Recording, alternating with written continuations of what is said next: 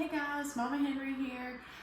We have got a potluck at church tomorrow, and so I'm trying to make a few things. One of the things I want to make, it's almost fall. We're here in September, and it's apple season, so I'm going to make a fresh apple cake. The recipe, I don't remember who gave it to me, but they didn't know where it came from. So it's either Travis's Aunt Nellie's fresh apple cake, but she also says that it's Travis's mom's fresh apple cake. But Travis's mom says it's Aunt Nellie's cake, so I don't know. So it's either Mimi's or Aunt Nellie's, but either way, it's a family favorite, and you're gonna love it. So over here, I'm going to get us ready to make the cake, and then we'll move over when we're mixing everything together. So the first thing we do is we preheat the oven to 325.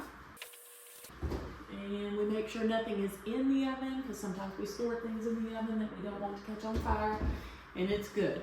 The racks are about enough room to have a pan this size that's full cake in it, so that's good.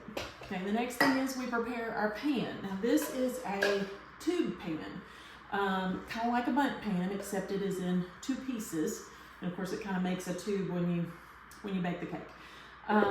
You want to spray it with non-cooking or non-stick cooking spray. This is for baking. You can do Pam for baking, or this is like the Kroger brand, and it has the oil in it, but it also has flour built into the can, and so you're sort of greasing and flouring your pan at the same time. So if you don't have this, you can always just put some butter or Crisco or something on your pan, and then put some flour in there and coat it really good. So I like to start with this. I'm gonna do it over the sink because I don't want the oil to soak into my granite and cause more stains. It already has plenty. So it doesn't take a lot, but you do need kind of a decent coating on all sides and all angles. It does get pretty tall up in the pan, so you do want to go up high on it. Now this part, I like to drop it down in there just very carefully, because I don't want to scrape off any of the coating on the outside as I'm putting the insert in. And so there's nothing you do to make it stay together.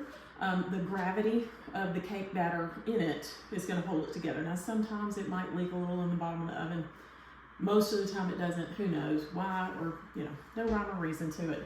I'm gonna put this over on the stove so it's ready. Now, some of the stuff I prepped ahead of time. I kind of wanted to show you, it's gonna take 3 cups of flour, and a lot of recipes call for sifting on flour. For me, I believe that all flour on the shelf in the store in this day and age comes pre-sifted, but over time in your cabinet, sometimes it can get kind of compacted, and so you don't want to be accidentally using more flour than you should. It'll dry out your baked goods. So you always I like to just kind of fluff it up a little bit. Never do anything that would compact it down in the cup, and I like to give it a chance. Like I pour it kind of like this, I sprinkle it into my cup here, my measuring cup. And then I want to level this, but I don't want to pack it down while I'm doing so. So I want to do that where if anything, it's gonna lift it up. So I'm gonna use that edge where it might catch some and pull some away rather than squish it down in the measuring cup. So that's 1 cup. I'm fluffing it up. We need 3 cups. So this is the second one. I kind of just sprinkle it in there. 2. And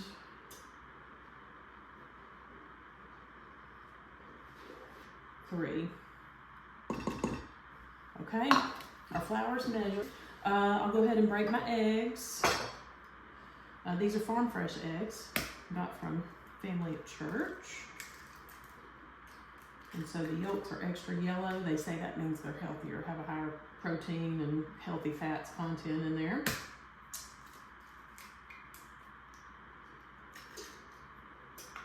And another cool thing about farm fresh eggs is if you don't have to refrigerate them, as long as you don't wash them.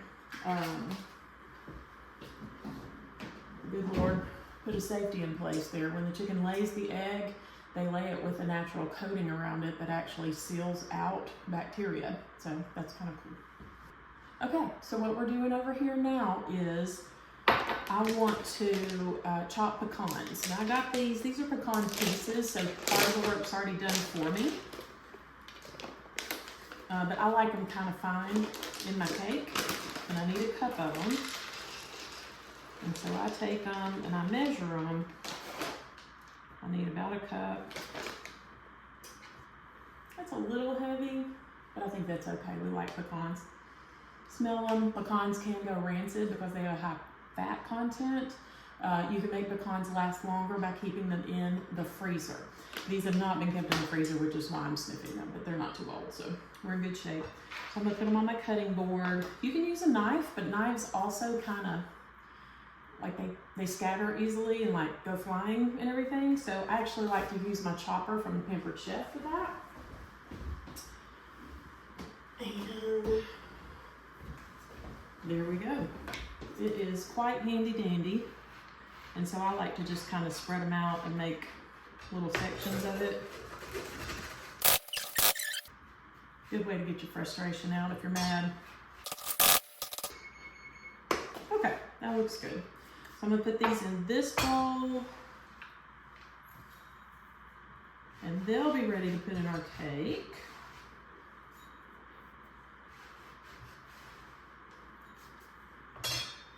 Get down to the bottom here. I like all the powdered stuff too. So I'm just doing the best I can though.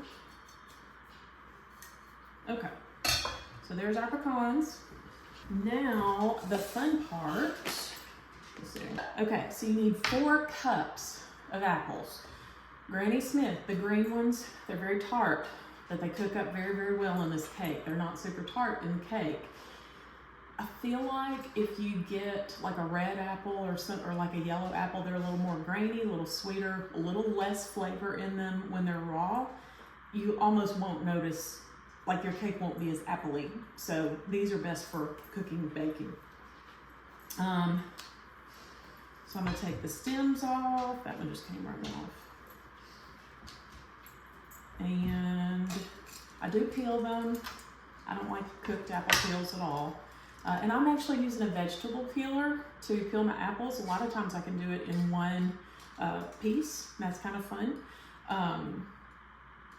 But who knows? Who knows how it'll go? Let's see.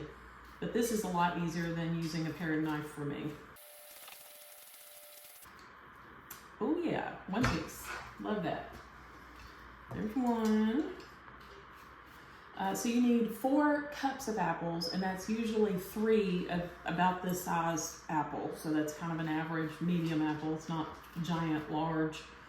But if you have super small apples, a lot of times if you get apples in the bag, they're going to be a lot smaller than this, and it might take 4, 3.5 or 4 apples to make your 4 cups. I've kind of quit measuring through the years, but I'm going to measure today just to kind of test how my internal gauge is doing these days. Okay, so you have to core them. You don't want any seeds in your cake. And a lot of people like to use the chopper to chop their apples. I don't. I actually like the sound of the apple being cut by a knife. So it's kind of therapeutic for me. That may be weird to you, but it is what it is. So I take my knife and I quarter my apples. And there are tools you can use to quarter your apples or to core them. I just use a knife. Now, as you can see, my baking assistant, well, I hope you can see him, Biscuit is back here. He is waiting. Apple is one of his very favorite things on earth. And so I try to give him any scraps that I can. He's not allowed to have seeds. And so I can give him like the little ends that have just a little peel on them or whatever. Right now I'm just cutting off the little pieces he can have. But yeah, the seeds are poisonous to dogs. So gotta take care of baby boy.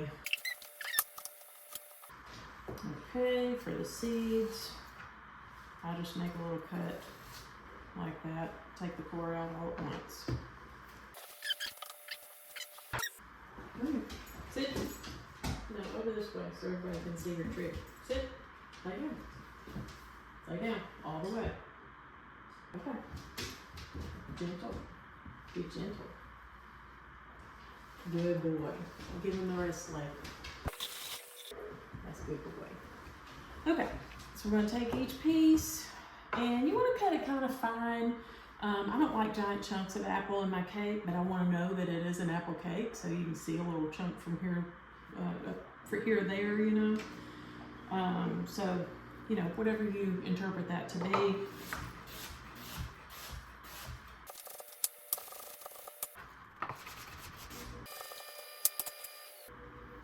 He's standing there waiting patiently, and so I'm giving him another. Are you ready? 1, 2, 3. He's a retriever in name only. He does catch it sometimes. Okay, so let's see how we did. You're not like packing them down tight, but you don't want big gaps down in there, big air pockets. Kind of see how close we are to 4 cups. It's a smidge over. 4 cups is here, and so it's almost to the top of this thing, so it's about perfect. Again, I almost never measure, so it doesn't matter all that much. Okay, so I'm gonna put everything over here and we will make our cake. Okay, so we've got our mixer ready. I think I'm gonna do drying. I'll just do it in the order the recipe's written. Okay, so first we're gonna get our bowl up in place. I've got my pour shield on. You can use it, you can not use it. It's helpful sometimes, but if you've got like wet and dry ingredients, it's not always good if you're going back and forth between wet and dry ingredients. So I'm gonna try to do the wet ingredients without using this surface here, and we'll see how it goes. Okay, so the first thing we do is 1 cup of oil.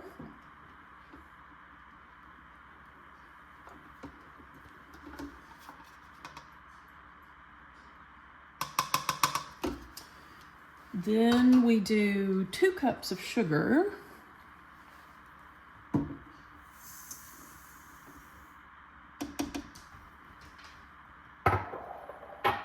Then we do 3 eggs. 1, 2, 3. Okay, see how we do. Okay, that's together. Now I'm gonna go ahead and do my vanilla. That's 2 teaspoons of vanilla. And here are our seasonings and leavening agents and all that. I've got a teaspoon each of cinnamon, salt, and baking soda.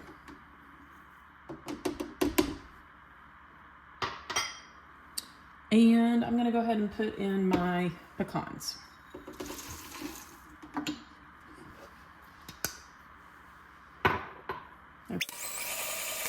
Okay, that's pretty well together. I'll go ahead and do my flour. I'm gonna pour a little at a time as it's going on kind of a low speed. Okay, now we're gonna add our apples.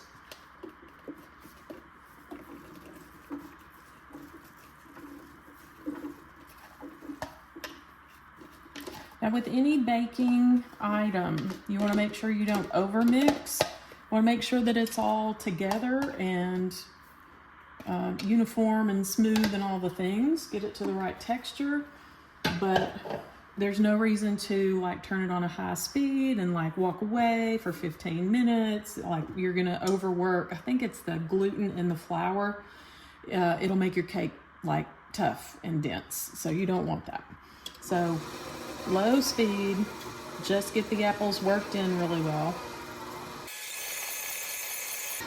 Okay, that looks pretty consistent. I do have this recipe pretty much memorized, but I'm gonna double check myself in the break, and then we're gonna put it in the pan and we're gonna bake it.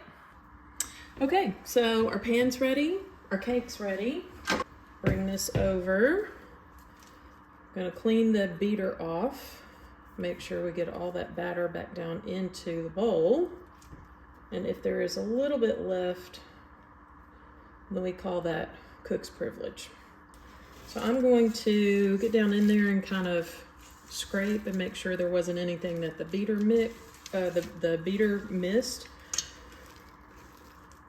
Okay, so there's our batter. It's pretty thick. It's pretty, almost dense a little bit, but those apples get in there and start cooking and they give up their liquid.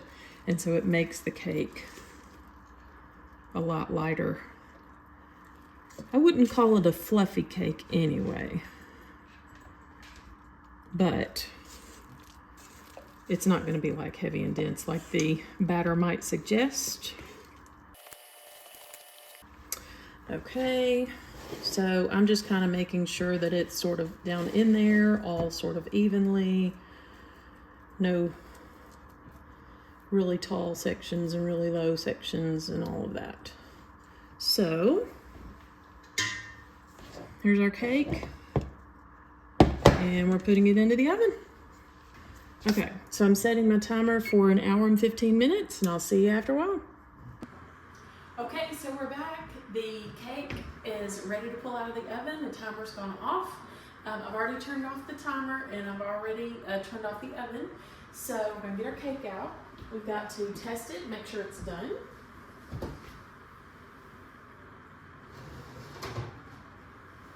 Put that on my cooling rack. And we'll take our toothpick, and you go to a thick part of the cake, like right in the middle, stick it in as far as it'll go. It comes out clean, no like, doesn't look like shiny, like there's some moisture on it, and there's no crumbs attached to the toothpick, then you're good to go. So we're gonna let that cool for about 10 minutes. Then we flip it over onto a plate or a serving platter, and that's when we start the glaze, and it's gonna be good. Okay, so we're back. It's time to flip the cake onto a plate, and then we will start making the glaze here in just a minute. So I'm gonna take, this time I'm putting it on just a regular dinner plate, flip it upside down over your cake plate, kind of make sure it's sort of centered, and you're holding on real tight because you don't want to break something or drop something. Okay. And a little piece kind of came apart, but that's okay. By the time you get it glazed, you might not even be able to tell. And again, if it's made in love, it's perfect. Put my pan in the sink. Meet you back here in just a minute with the glaze. Okay, so I'm all set to make our glaze. We're gonna do it in this pan. I'm gonna start my burner about medium. Yeah, medium high is probably plenty. So you start with a stick of butter. I feel like I should tell you that I only believe in salted butter. I just feel like butter belongs with salt, and if you want less salt in your dish, then just don't add salt to your dish. Because why not combine? That would make things a little bit easier. Okay, so we've got a stick of salted butter. We have got evaporated milk, not sweetened condensed milk. All this is they took whole milk and they cooked it and evaporated a lot of the liquid out of it down to where it's about half the volume. So it's thicker. It will have more fat, more protein, and more carbs in it than just using whole milk, a little thicker. It has so much milk solids in it. You are supposed to shake the can really well before opening it. And so I did that. I'm gonna open that up. And we need a half cup of evaporated milk. So there's no sugar added to this milk. It's just thickened, evaporated, whole milk. No additives, just liquid taken away. Now it's time for the brown sugar. You want a cup of brown sugar. And with brown sugar, you always want to pack it in. No air pockets. And then you kind of have to level off your cup. That's the proper way to measure brown sugar. And also I note here, not only do I use salted butter only, I also only use dark brown sugar. It has extra molasses in it. So it's a little bit richer. I just like it better. But I substitute dark for light in any recipe that calls for it. I'm going to, I'm gonna put that on high just for a minute now that I'm attentively stirring and paying attention. So you melt the butter and everything in this pot, you just bring it to a boil. Once it is boiling and the boil is too strong to be stirred down, then you set your timer and you stir it constantly and let it boil while you're stirring for 2.5 minutes. Got the first couple of bubbles there. But when we stir it, it looks like it's not boiling at all. So it's not time to start the timer just yet. We're looking for a rapid boil. This is kind of we'll call that a lazy boil. That's a pretty good boil. And we're stirring. And I'm saying it's still boiling while I'm stirring. So we're going to start my timer. There we go. 2.5 minutes. So what you're doing here is the sugar crystals are melting. And the longer you cook sugar past the boiling point, they have like stages, there's like a soft crack stage, hard crack stage, all of this kind of stuff. And you can look that up. The internet will tell you, but the reason we choose 2.5 minutes is it gets us to whatever the stage is where it will cool on the cake and become somewhat solid. It's not going to stay tacky and sticky and gooey. It will still be fantastic, but it sort of solids up a little bit when it cools. That's what those stages of cooking sugar tell you, is what will it be when it cools. Let's see, we've got 1.5 minutes left.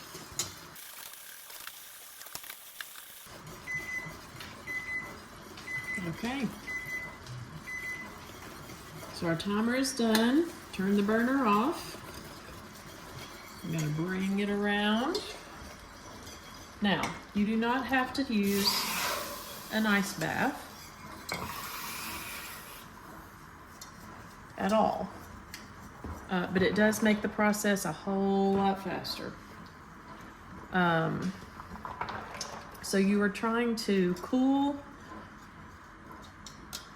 the glaze to the point where it's still pourable, but it's also kind of thickened where it'll be a somewhat, it's not going to be super thick, I'll just say that.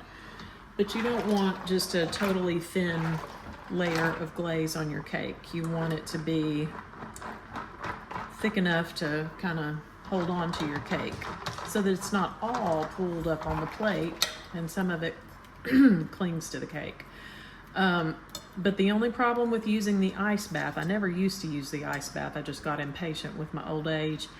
The problem with the ice bath is it cools it so fast that the cooled, thickened glaze ends up sort of, what do we call it, caking? It's not exactly stuck, like it's not like it's gonna make it hard to clean the pan, but it sort of cakes on the bottom where the coldest spot is, where it's touching all that ice water. So I have to pull it out sometimes and stir it together, stir the thickened part with the still hot thin part on top. My wrist is getting tired. We'll do that just a little more.